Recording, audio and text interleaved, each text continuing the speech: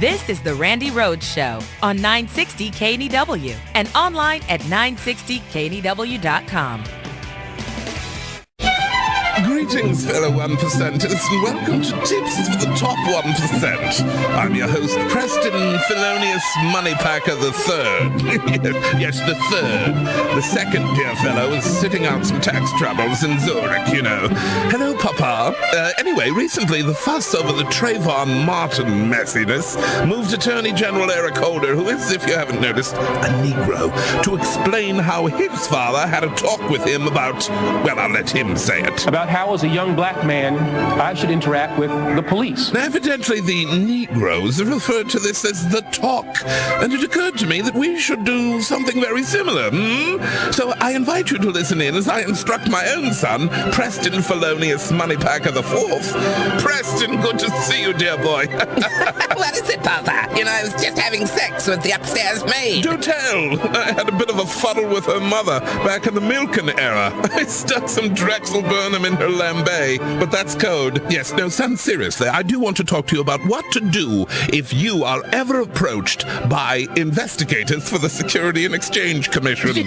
What? Those still exist? Yes, despite Daddy's best efforts and campaign donations, they are still around. And until we eliminate them, I want you to know how to react if they come after you. Now, why, Father, would they pick on me? Preston, dear boy, they profile their victims, and the Bentley is clearly a red flag to them. Well, I'll take the Lamborghini. No, it won't help. Just promise me you won't ever wear your smoking jacket or yachting attire out in public.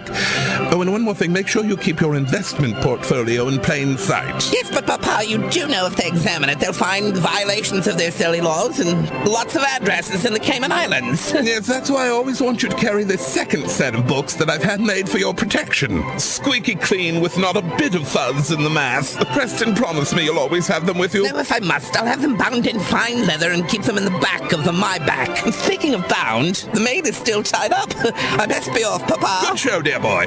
And listeners, I urge you to have the talk with your own children. It's something we just have to do until we reach the day when nobody is treated equally. And that's Tips for the Top 1%. Ta-ta!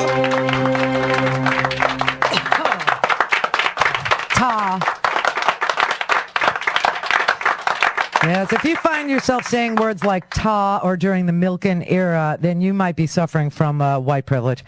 I looked up the definition of white privilege in the Urban Dictionary, and you might not even be aware that it's a defined expression, but it is. White privilege refers to the concrete benefits of access to resources and social rewards and the power to shape the norms and values of society that whites receive unconsciously or consciously by the virtue of their skin color in a racist society. Now, we read you what is a classic when teaching anti-racist behavior. You know, when you are a professor of anti-racist principles or making society work better or function more equally or more justly, people actually do teach this. There are educators out there, and it's so strange to me that Rhonda, who I feel is my sister, there's this crazy bond I have with this one caller, Rhonda from Erie, Pennsylvania. The same exact moment she said, you need to read Peggy McIntosh's White Privilege, Unpacking the Invisible Backpack, which is so old.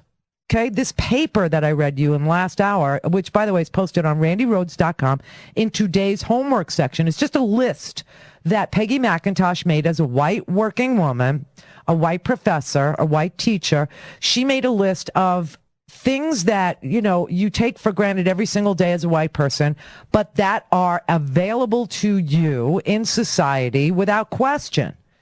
Just things that black women, black men, white men don't share the same experience doing. Basic, simple things.